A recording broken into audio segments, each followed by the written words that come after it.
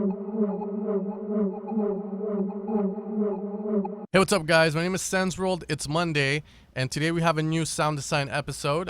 Recently, I got asked if I could teach how to make Coldharbour sounds, which is a very unique request because dark trance isn't that popular. So before you click out of the video, keep in mind today we are going to be talking a little bit about some advanced techniques in order to achieve these sounds that I have not talked about in other videos. So this one is going to be a little bit of, explaining a little bit better, and we are learning some more new advanced stuff. So hopefully you guys can watch this video. And as always, guys, thanks for supporting, and let's just get started, okay? So the request comes from some guy who's trying to make Coldharbour sounds. He's purchased my sound bank, so I decided to make this video, because, he supported, and I really like that sound, so I was like, why not? Okay, so in order to make atmospheric sounds, the first thing we need to keep in mind is that we need to find out the ADSR for atmospheric sounds. ADSR, again, is the foundation of sound design, and I always explain this in my videos, is that if you understand the concept of ADSR, then you're pretty much set. You're a step of the game, and the rest is just a lot of experimentation. But again, with atmospheric sounds, ADSR is a little bit complicated because atmospheric sounds means that they're always playing and they're always going to be in the background. So does that mean we have a high attack and a high release, or what's the deal with that? What I'm going to tell you guys is you can have both. You can have a high attack or a high release, and you can have no release and no attack. It's not going to really matter here because when we make atmospheric sounds, pretty much the role of this sound is going to be pretty much to just be there and fill a gap in the song that's in the background and set a mood or set something, okay? So the first thing we're going to do is we are going to apply, just a note to go across, and that's pretty much it. So right now it's going to sound very boring. Standard saw, okay? But we're going to try and turn this into something, okay? So the first thing I want to do is I want to find a wavetable that, I feel like will give me the desired effect. So for this video, we're going to stick with the saw. However, you can use a sine, you can use a square, you can use white noise, you can use almost anything, okay? So the first thing I'm going to do is I'm going to put a filter over this to the point where it sounds very low, like there's only low frequencies. Now, the reason for this is because we are going to be applying an LFO to this, and we are going to start creating some atmospheric sounds through it. And in order to really get that desired effect of the LFO moving the filter, we're going to have to pretty much, close it just a tad bit. But then once we start playing it with the LFO on it, it's going to sound a lot more interesting, okay? So the next thing we're going to do is we are going to apply an LFO to cut off A, and we are going to do it at a rate of 1/4. Now, we can do very fast rates like 1/16, 1/32. The problem with that is that when you're doing atmospheric sounds, atmosphere isn't really that fast. It's very slow, and you want sounds that are just evolving as, the music is going, and you have this in the back. You want it to evolve. So having a low rate in LFO helps achieve that. We're not trying to aim to create like a really gritty effect with that. So that's why we have lows. So now let's see what that does.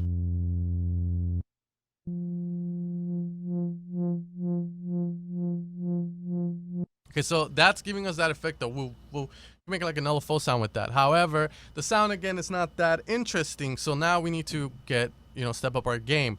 The next thing we're gonna do is we are gonna apply 8 voices to this and maybe some detunement.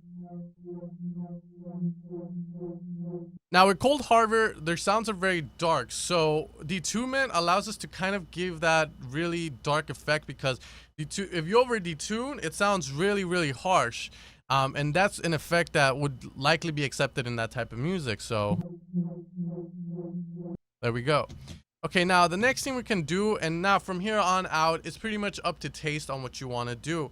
Now, if I want, I could take the retrig off, and it's going to allow it to kind of, the face to kind of move, the saw to keep going, and that's what we're going to leave it at.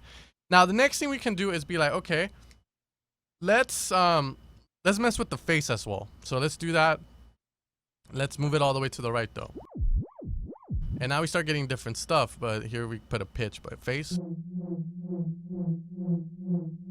Okay.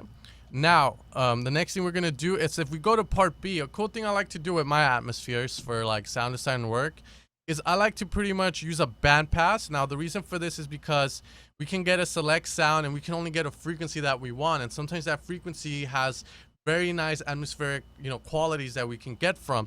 So if over here we have, let's say, a wave, how about we put maybe a sine that's not low unless we want that low sub in there.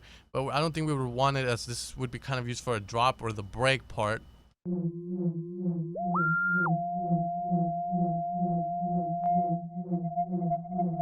So 8 voices, detunement a lot, and that's gonna give us this kind of whistly feeling, you know? And as you can see, it's very scary. It's something you would probably hear like, ooh, it's stuff like that.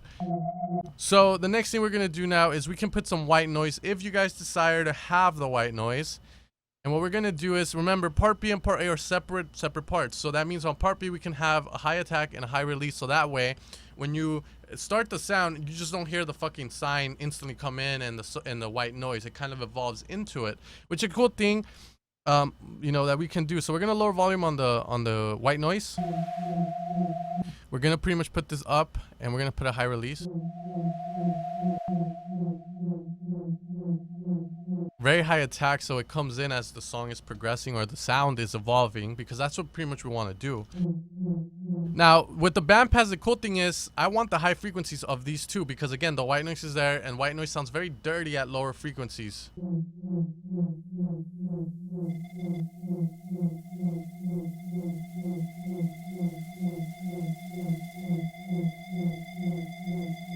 Now the phase, let's leave it only to A.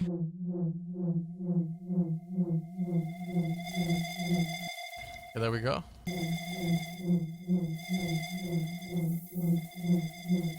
Alright, now that we have this is our pretty much our basis of the sound. What this means is that, okay, we have it here. And now what we can do is, now we can mess with the part B, we can mess with the filter as well, like maybe cut off B here. We can add some sort of, you know, craziness to it, like we can have it set to random. And I don't know about you guys, if you guys know about the waves here, but the waves, each of the waves gives you a different effect when it comes to LFOing. And the way I explain that with the waves is just look at the slope of the waves.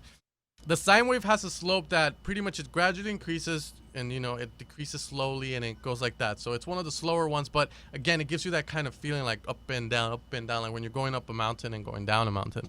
Now if we move to a saw is pretty much straight up, straight down. Okay, so the slope of a saw is only going down, but when the saw is going up, you can tell there's no slope. It's just instantly up. It goes up, and we're talking about it horizontally. If we go straight up, that means there's no slope. Straight up, you know, zero slope, because it just goes up. It doesn't have like pretty much a slope to it. So a saw will have a slope going down, but it won't have a slope going up. So that kind of gives us another type of sound to mess with. Then we have the ramp, which is pretty much, again, this one comes up. It's the opposite of a saw. It has slope to it when it's going up, but it has no slope going down. Okay, and pretty much the cool thing about the ramp is if you're trying to get this to pitch up with the LFO and not the envelopes, the ramp is the wavetable to go to. Okay, and then you put it at a very low rate, and then you have that first increase going up, and it's a very cool sound to use for that kind of stuff. The next one we have is a triangle, and again, just look at the slopes of a triangle, and that will explain itself. The square one is a fairly complicated one in the sense that it has no slope at all. So what happens is we have the highest value, and then we have the lowest value, and pretty much what happens is, since there's no slope, highest value, lowest value, highest value, lowest value at the rate that you set it to. Okay, and then we have the H pulse, and then the Q pulse, which are just, you know, shorter versions. So the part where it's highest is going to be instant, so it's not going to last as long as the normal square or the normal pulse, whatever you want to call it. Then we have the tri-saw, which is a little bit more of a fun LFO to use, because you can get really crazy with it, because the slopes on it are really crazy. It's like a mixture of a saw.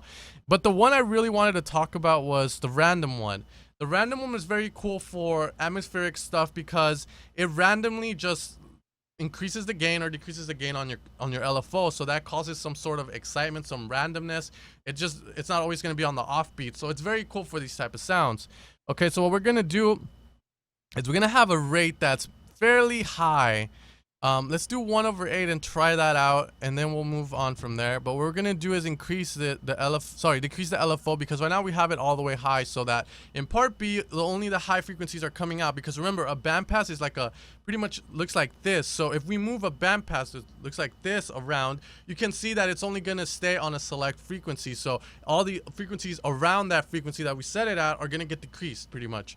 So it's cool to kind of single out a frequency that we just want to hear. So pretty much what we're gonna do now here is just, you know, see what we can do with the random effect and to the bandpass filter.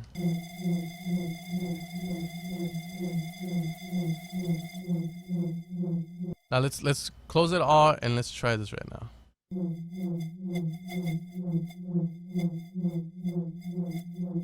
As you can see, it randomly just comes in and out, in and out. That's pretty much the purpose of it.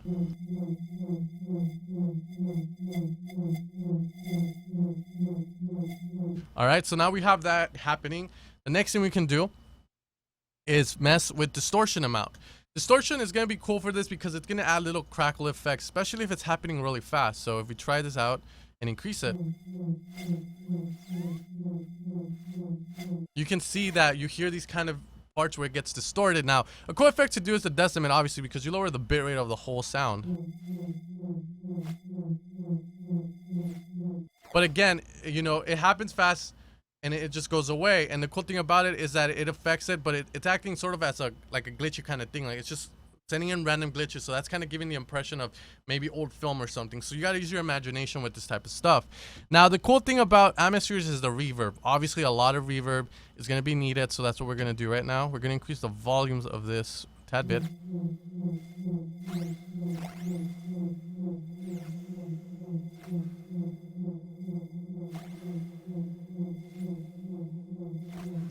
All right, so now let's add some EQ to this.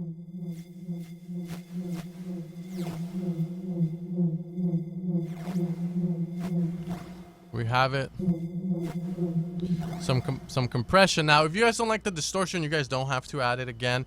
It's up to taste what you guys decide to do with it. But again, this is the cool thing about Atmospheres is that you start, you know, adding stuff to the LFO, and the LFOs I feel like are one of the things about Atmospheres that are, you know, that's where you pretty much go and make a sound evolve is through the LFO, because the LFO is always continuous. Like compared to the envelope just happens once when you press a key and that's it. It goes through its phases.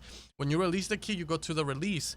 But the LFO is always happening. As long as you're holding down a note, it's always going on. So then your atmosphere never gets boring and it never just sounds like, oh, it's just staying on one note. And that's the cool thing about it.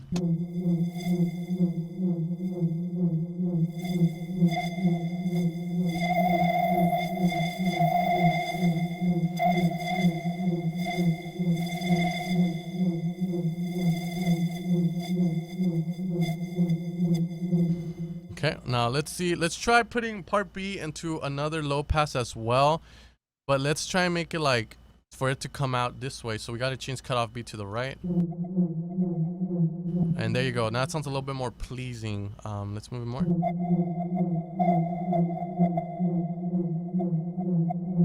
All right, cool. And now the other things we can do, guys, is add distortion. We can even change the type of distortion that's happening in this LFO. But it's a very cool effect. Now, if you use this effect on the drop, I will recommend to, you know, cut out the frequencies on them, the low part of it, because we do have a saw that's pretty low. And now what we can do is pretty much...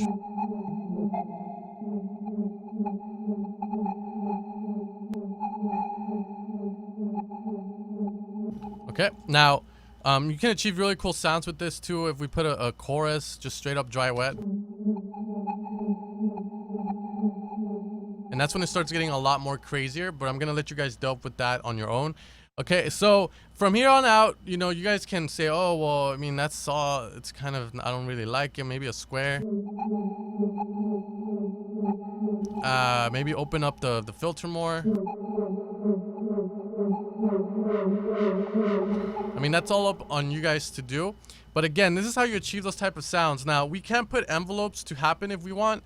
The problem with that is that it's just going to happen when you press a fucking, you know, when we press, this first presses, like that, the LFO is going to activate and that's it. There's no more to it because the sound is pretty much being held down till, you know, you want it to end. Okay, and then with part B, the cool thing about part B is that this part B you can use to kind of get a little bit more detailed because, I mean, in general, like without part B, it still sounds very cool, but part B adds those sounds, those little details, like little ear candy, as I like to call, and it's very cool. So just to recap, guys, because this is going to be the end of the tutorial, hopefully you guys learned some stuff with about LFOs. Remember that each wavetable has its own features depending on the slope and the way it looks. So whenever you guys are using LFOs or you use a patch that has an LFO, try messing with the the wave in the LFO. Now, the wave in the LFO has nothing to do with the wavetables, in my opinion. Like, it's not gonna make a sine come out of the LFO. It just means it's using the sine slope. Because if you think about it, a lot of these wavetables have mathematical, stuff to them. Like, you can literally look at a wavetable and just be like, man, that looks like something I learned in trigonometry or in calculus. So a lot of times you can apply these mathematical concepts to wavetables, which is pretty neat in my opinion. Okay, so remember guys, wavetables, LFO section is your friend for atmospheres. And remember that, an envelope would be nice to have if there's a high attack and you're doing something with it. But again, an envelope is gonna just occur, and once the phase is over, that's it. You have to press the note again. And usually, atmospheric type of sounds made in Silence One are used in the sense that they just hold down the note and then just drag it all the way through. Anyways, guys, this has been a tutorial. Hopefully, you guys enjoyed it. Hopefully, you guys learned some stuff, and I'll see you guys next time.